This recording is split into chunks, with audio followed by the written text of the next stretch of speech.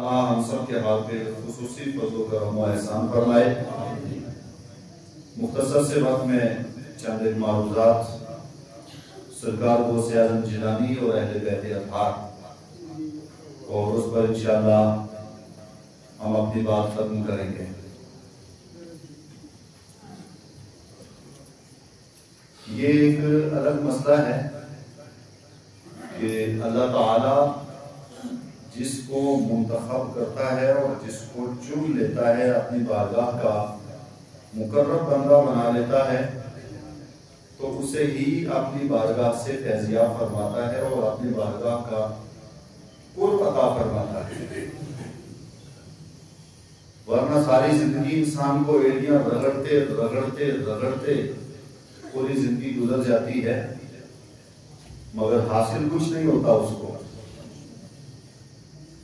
کچھ اپنی پرابلم بھی رہتی ہیں۔ جب برتن ہی بیکار ہو تو اس کے اندر کیا پڑے گا؟ مثلا آپ کسی سیٹ کے پاس گئے، جناب آپ سیٹ ہیں، چلو کہ تھوڑا بہت ہمیں دے دو، کچھ گلا چل رہا ہے، یا پانی یا کوئی بھی چیز دے دو، لیکن جو برتن آپ لے کر کے گئے ہیں وہ نہایت بدبودار ہے، اور اتنا بدبودار ہے کہ خیر اس میں کچھ ڈالنا تو بڑی دور کی بات ہے۔ انسان 2 سیکنڈ وہاں کھڑا نہیں رہ سکتا، اتنی گھن آتی ہے برتن سے۔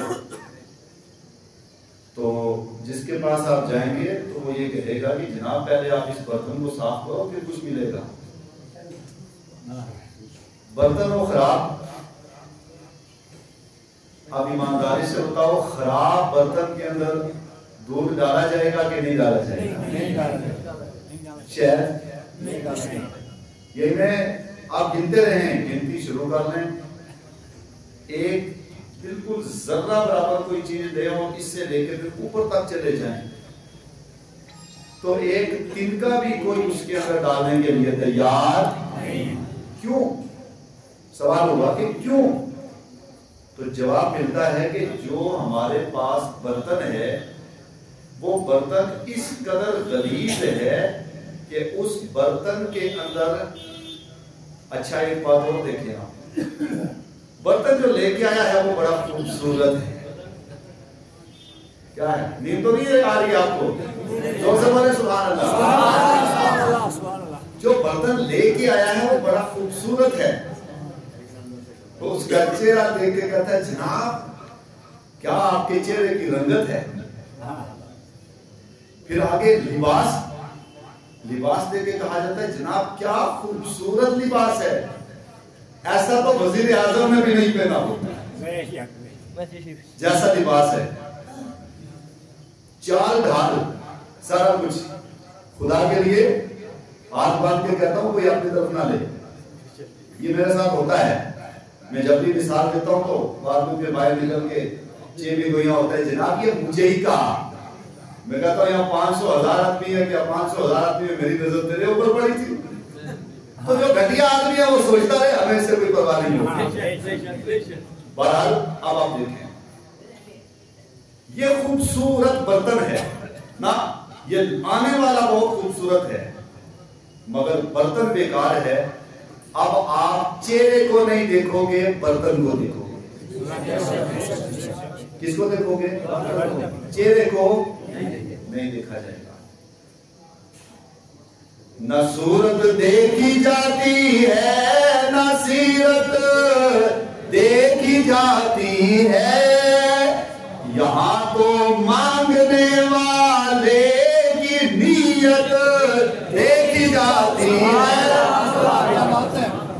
کہا یہاں صورت ہم نہیں دیکھتے، نہ اس کا ڈش فش ظاہراً دیکھتے ہیں، نہ اس کا قول فعل اور باقی چیزیں، نہ باقی چیزیں دیکھتے ہیں۔ کہ نہیں، یہاں جو آیا ہے وہ دل کے اندر کیا لے کر کے آیا ہے ہم وہ دیکھا کرتے ہیں۔ اب اس پر میں ایک دلیل دے دوں تاکہ میری بات مضبوط ہو جائے۔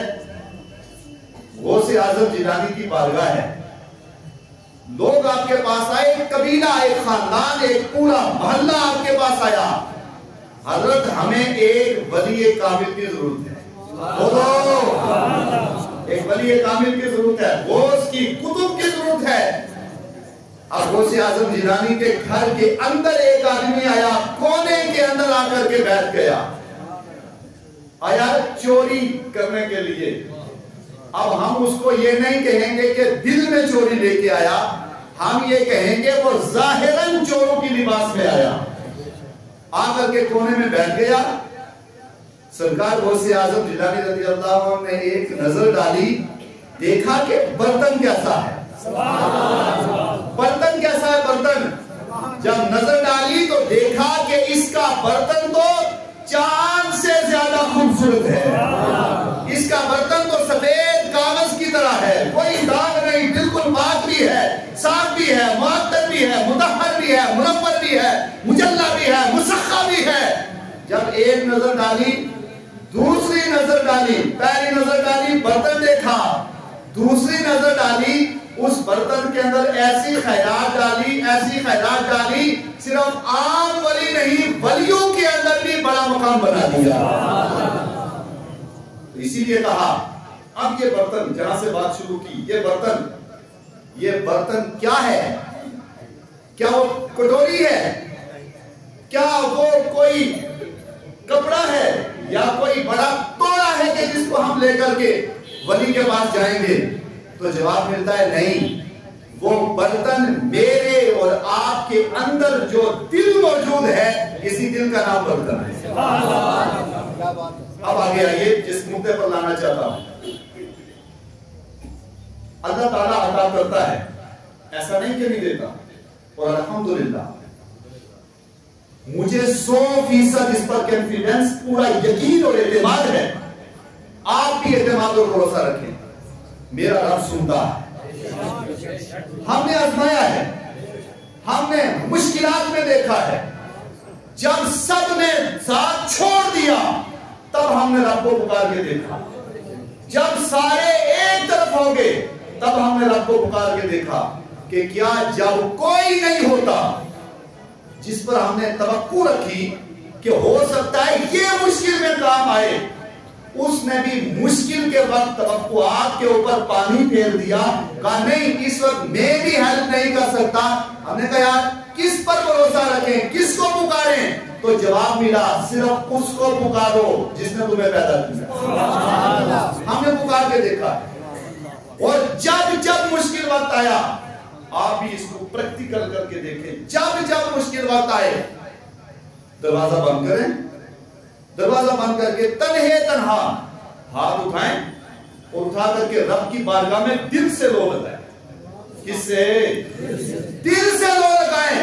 خدا کی عزت کی قسم کر کے کہتا ہوں، جب آپ دل سے لو لگائیں گے آپ کی بات بعد میں پوری ہوگی، رب تعالیٰ پہلے سن کر کے پورا فرما دیتا۔ خدا دیتا ہے اور اتنا عطا کرتا ہے کہ اس کی رحمت کی کوئی حد نہیں ہے۔ آئیے آگے، لیکن عطا تب ہوتا ہے، 3 چیزیں آپ یاد رکھیں۔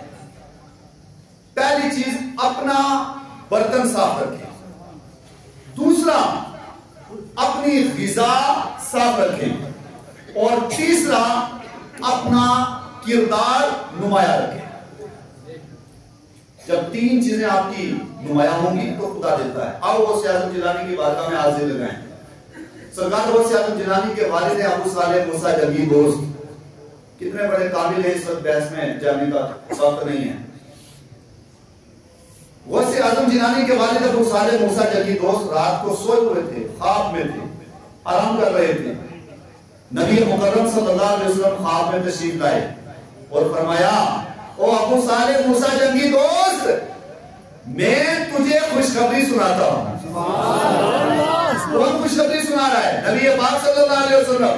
کس کو سنا رہے ہیں؟ ابو صالح موسیٰ جنگی دوست غوث اعظم جیلانی کے والد کو آ کر کے خواب میں کہتے ہیں کہ ابو صالح تجھے مبارک ہو، اور تجھے خوشخبری میں دیتا ہوں کہ تیرے گھر جو بیٹا پیدا ہوگا اس بیٹے کا عالم یہ ہوگا کہ جس طرح میں سارے انبیاء کا سردار ہوں، آدم کے سردار موسیٰ ہیں، نوح کے سردار موسیٰ ہیں، عیسیٰ کے ابراہیم کے سردار مصطفیٰ ہیں. یہ جتنے انبیاء ہیں اول سے لے کر کے آخر تک ان سب کے سردار کا نام مصطفیٰ ہے, ان کے قائد کا نام مصطفیٰ ہے, ان کے رحمت کا نام مصطفیٰ ہے, ان کے رہنما کا نام مصطفیٰ ہے, سب کے تاج کا نام مصطفیٰ ہے, سب کے افضل اور اعلیٰ اور سب کے رحمت اور منبع کا نام مصطفیٰ ہے. میرے آقا فرماتے ہیں اے ابو صالح, جس طرح میں سارے انبیاء کا سردار ہوں گا, اسی طرح تمہارے گھر پیدا ہونے والا بیٹا عبد القادر سارے اولیاء کا سردار ہوگا. قربان جاؤ ان کی عظمت پر, ان کی رفعت پر, ان کی بلندی پر, کہ جن کے گھر بیٹا بعد میں پیدا ہوا مصطفیٰ نے بشارت پہلے عطا فرمائی. اور آگے ایک اور روایت آپ کے سامنے رکھتا ہوں. سرکار غوث اعظم جیلانی رضی اللہ عنہ, سبحان اللہ, حضرت غوث اعظم جیلانی رضی اللہ عنہ, آپ کا بچپن ہے, اب خدا نے دیا کتنا ہے آپ کو, ایک مثال دے کر کے میں بات کو روز کروں گا. غوث اعظم جیلانی آپ اپنے نانے کے گھر تشریف فرما ہیں. بڑی مشہور روایت ہے, میں ایک جملہ اسے عرض کرنا چاہتا ہوں. آپ نانے کے گھر تشریف فرمائیں, اتنے میں ایک عورت آئی اپنے پاس ایک بچہ لے کر, آپ کی سوانے کے اندر آتا ہے. جو ہی بچہ لے کر کے آئی اور آ کر کے بیٹھی, تو غوث اعظم جیلانی ابھی بچپن تھا, 4-5 سال آپ مان لیں, 5-7 سال مان لیں, نانا اندر بیٹھے ہیں بزرگ, یہ باہر بیٹھے ہوئے تھے, اور بچہ لے کر کے آئی تو کہا کہ غوث اعظم جیلانی کا بھی بچپن ہے, اور اس عورت کو اب تک یہ نہیں پتا کہ یہ جو بچہ بیٹھا ہوا ہے یہ معمولی نہیں, سارے اولیاء کا سردار بن کر کے بیٹھا ہے. عورت نے اپنا مسئلہ بتایا کہ یہ معاملہ ہے, میرے پاس ایک ہی بچہ تھا, والد کا والدہ کا ان سب کا انتقال ہو گیا, اکیلا ایک بچہ تھا, اور آج اس کا بھی انتقال ہو گیا. آپ کو مجھے اسی پر بھروسہ تھا, کیا ہوگا؟ تو غوث اعظم جیلانی نے اس کے سر کے اوپر ہاتھ رکھا, بچپن میں سر پہ ہاتھ رکھا, جو ہی ہاتھ رکھا بچہ زندہ ہو گیا. اب نانے کو پتا چلا, یہ اٹھے اور فوراً ایک آسا لے کر کے آئے, ڈانگ لے کر کے آئے, جناب کہ میں بھی تو اللہ کا ولی ہوں اور خدا نے بڑا کچھ مجھے دیا ہے, مگر یہ بیٹا انہوں نے مجھے کچھ نہیں پوچھا اور خود ہی سلسلہ شروع کر لیا. اب ڈانگ لے کر آسا لے کر باہر نکلے, باہر آئے تو بچے سے ہم پوچھیں. غوث اعظم جیلانی اٹھے اور اٹھنے کے بعد سیدھا آگے چلے گئے, دوڑ کر کے قبرستان ایک تھا, اس قبرستان کے پاس گئے, بیدارو زور سے بولو سبحان اللہ. آگے پہنچے, قبرستان تھا, اس قبرستان کے پاس گئے, جا کر کے کہنے لگے قبر والو اس وقت مدد کی ضرورت ہے. جو ہی پکارا, تاریخ سوانے روایت کے اندر سوانے کے اندر آتا ہے, جو ہی آپ قبرستان کے اندر پہنچے اور کہا قبر والو اٹھو, اتنا ہی جملہ کہنا تھا, 300 قبر والے زندہ ہو کر کے آپ کے گرد گرد کھڑے ہو گئے. اب کچھ لوگ کہتے ہیں جناب یہ کہاں لکھا ہے, قرآن میں کہاں ہے, حدیث میں کہاں ہے, فقہ میں کہاں ہے, کہاں کس کتاب کے اندر ہے, یہ تو ہمارے دماغ میں نہیں آتا. ہم کہتے ہیں جناب جو دماغ میں آ جائے اسے کرامت نہیں کہا جاتا, اور جو نہ دماغ میں آئے, جو ولی کر کے دکھا دے اسی کو کرامت کہا جاتا. میرے اور تیرے اور میرے درمیان اور ایک ولی کے درمیان فرق بھی یہی ہے. اگر سارے لوگ اسی طرح کرامت دکھانا شروع کر لیں تو پھر ہمارے میں اور ان میں فرق کیا رہے گا؟ یہ لوگ جب خدا کا قرب حاصل کرتے ہیں تو دنیا میں نمایاں رہتے ہیں, کردار بھی نمایاں, طریقہ بھی نمایاں, عمل بھی نمایاں, ساری چیزوں کو نمایاں رکھا جاتا ہے, اور دنیا کے اندر دنیا والوں کو دکھایا جاتا ہے. دنیا والوں اگر تم بھی یہ بلندی چاہتے ہو خدا کے ہو جاؤ, اس کے بعد آگے کا بلا دیکھنا شروع کرو. مگر ایک چیز اور بتاؤں گا, غوث اعظم جیلانی رضی اللہ عنہ اتنے پایا کے ولی تھے, اتنے پایا کے ولی تھے کہ آپ کی ولایت تک تو کوئی پہنچ نہیں سکتا, صبح قیامت تک نہیں پہنچ پائے گا. مگر غوث اعظم جیلانی نے صرف کرامتیں نہیں دکھائی, پیسہ نہیں بٹیرا, صرف اپنا بینک بیلنس جمع نہیں کیا. آپ اٹھا کے سوانے دیکھیں, بینک بیلنس جمع نہیں کیا, پوری زندگی کرامت کے ذریعے, علم کے ذریعے, روحانیت کے ذریعے, تقوی کے ذریعے, ان سارے معاملات کے ذریعے صرف اپنے نانا مصطفیٰ کے لائے ہوئے دین کی خدمت کی ہے.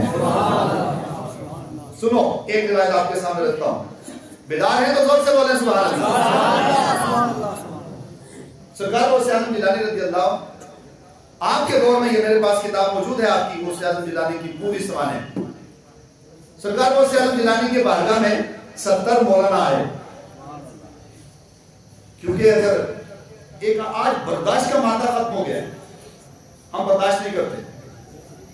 اگر ایک آدمی کامیاب ہو جاتا ہے, دوسرا سوچتا ہے یار میں کامیاب نہیں ہوا, چلو اب ایک مہم میں شروع کر دوں. ایک آدمی آگے پہنچ جاتا ہے, دوسرا اپنا سلسلہ شروع کر لیتا ہے معذرت کے ساتھ, وہ ایک اپنا نیا پلان شروع کر لے گا, میں ہی میں دوسرا نا. آج کا ماحول ہے, حالات ایسے بن چکے ہیں کیونکہ انسان کے اندر سے برداشت کا مادہ ختم ہو گیا ہے. برداشت نہیں. ہمارے محمد سبحان صاحب کرسی پر بیٹھے ہیں, سوچا ہے کیوں کرسی پر بیٹھے ہیں, اس کرسی پر میں ہونا چاہیے تھا. یہ مادہ اور یہ معاملات ہمارے اندر سے ختم ہو گئے. جب ختم ہوئے نا تو پھر ہوتا یہ ہے کہ وہ جیسے روح ویسے فرشتے. سنو, غوث اعظم جیلانی رضی اللہ عنہ آپ کی بارگاہ میں 70 لوگ آئے. انہوں نے ایک مسئلہ اپنے ذہن میں رکھا. بہت دلچسپ بات ہے. ایک مسئلہ 70 آدمی لے کر کے آئے. غوث اعظم جیلانی کی مجلس کا عالم یہ ہوتا تھا کہ سرکار غوث اعظم جیلانی کی مجلس میں 2-4 لوگ نہیں, لاکھوں لاکھ لوگ آپ کی مجلس کے اندر صرف تقریر سننے کے لیے آیا کرتے تھے. اس دور میں لاؤڈ اسپیکر نہیں تھا. جیسا پہلا آدمی آواز سنتا تھا ویسا ہی لاسٹ والا سنتا تھا. غوث اعظم جیلانی کی بارگاہ میں یہ 70 آدمی آئے, سوال لے کر کے 70 سوال لے کر کے آئے. ایک آدمی یہاں بیٹھا, دوسرا وہ پیچھے بیٹھا, تیسرا اس کونے میں, چوتھا ادھر, 5واں لاسٹ پہ. الگ الگ سارے بیٹھے 70. پلاننگ پہلے کر کے آئے. دیکھیں گے غوث پاک کے پاس کتنا علم ہے. انہیں یہ نہیں پتا تھا کہ علم تو ہے ہی, مگر تم جو سوچ رہے ہو, تمہارے دماغ کے اندر جو پلاننگ چل رہی ہے, اس پلاننگ کو بھی غوث پاک دیکھ رہے ہیں. وہ آئے 70 الگ الگ آ کر کے بیٹھے. غوث اعظم منبر پر بیٹھے تھے, تقریر کر رہے تھے, خطبہ دے رہے تھے. خطبہ دیتے دیتے آپ نے ایک توجہ کی, نظر ڈالی. جب ایک ہی نظر ڈالی, توجہ کی, ان کا وہ سارا علم ختم ہو گیا. سارا علم ختم ہو گیا. اب وہ بیچارے پریشان ہو گئے کہ ہم تو علامہ الدہر تھے, ہم تو اپنے وقت کے بڑے مفتی تھے, بڑے فنا تھے, یہ کیا ہوا کہ ہمارا علم بھی ختم ہو گیا سارا. اب ہوا یہ کہ وہ سارے اٹھے, الگ الگ جگہ سے دوڑ کے آئے غوث پاک کی بارگاہ میں, اور غوث اعظم کے قدموں پہ گر گئے. غوث اعظم کے قدموں میں جو ہی گرے اور گر کے معافی کہنے لگے, حضرت خدا نہ معاف کر دے. غوث اعظم جیلانی نے کہا اچھا ٹھیک ہے, ہم نے معاف کر دیا, بیٹھ جاؤ. اگلی بات سننا. غوث اعظم نے ان 70 آدمیوں کو بٹھایا لائن سے اپنی مجلس میں. ایک آدمی کو کھڑا کیا, یا فلاں ابن فلاں قم. ایک آدمی کو کھڑا کیا. کھڑا کرنے کے بعد کہا تیرا یہ سوال تھا, اس کا یہ جواب ہے. دوسرے کو کھڑا کیا, تیسرے کو, چوتھے کو, 5ویں کو, 6ویں کو, 70 کے 70 لوگوں کو کھڑا کیا. 70 کے سوال الگ تھے, 70 کے مطالبات الگ تھے, 70 کے نظریات الگ تھے, سب کے الگ الگ سوالات. غوث اعظم نے سب کے سوال خود بیان کیے, جواب بھی خود بیان کر. اور آگے سنیے, بات کو روز کریں گے. سرکار غوث اعظم جیلانی رضی اللہ عنہ ہوتا ہے کہ کچھ لوگوں کو ناز ہوتا ہے مال پر, کچھ کو دولت پر, کچھ کو علم پر, کچھ کو الگ الگ سلسلوں پر رہتا ہے. غوث اعظم جیلانی کی بارگاہ میں ایک بار ایک عالم آئے, اور وہ مفسر بھی تھے, محدث بھی تھے, اور نامور عالم تھے. تو سرکار غوث اعظم جیلانی کی بارگاہ میں آئے اور آ کر کے بیٹھ گئے. اور بیٹھنے کے بعد سرکار غوث اعظم جیلانی رضی اللہ عنہ نے ایک آیت پڑھی, قرآن کی. آیت پڑھنے کے بعد اس کی ایک تفسیر بیان کی. تو یہ محدث ابن جوزی تھے, یہ بیٹھے ہوئے تھے وہاں, اور دوسرے ابو العباس تھے, یہ دونوں آمنے سامنے بیٹھے. غوث پاک نے ایک تفسیر بیان کی تو ایک دوسرے کو کہنے لگے کیا کمال ہے, یہ تفسیر تو مجھے بھی آتی ہے. غوث اعظم نے دوسری تفسیر بیان کی, یہ کہنے لگے مجھے بھی آتی ہے. تیسری, چوتھی, 5ویں کرتے کرتے غوث پاک نے ایک آیت کی 41 تفسیریں بیان کی. تفسیر سے مطلب کیا ہے؟ مطلب یہ ہے کہ اس آیت کریمہ کا یہ معنی اور مفہوم ہے. مثلا ہم لوگ کدو کھاتے ہیں تو کدو ہم کھائیں گے تو ہم کہیں گے جناب کدو کی یہ فائدہ ہے، یہ فائدہ ہے، یہ فائدہ ہے، یہ فائدہ ہے، یہ فائدہ ہے، یہ فائدہ ہے۔ اسی طرح بغیر تشبیہ کے ایک آیت کے 41 معنی اور مفہوم بیان تفسیر بیان 41 بیان کرنے کے بعد کہنے لگے رجعنا من القال الى الحال۔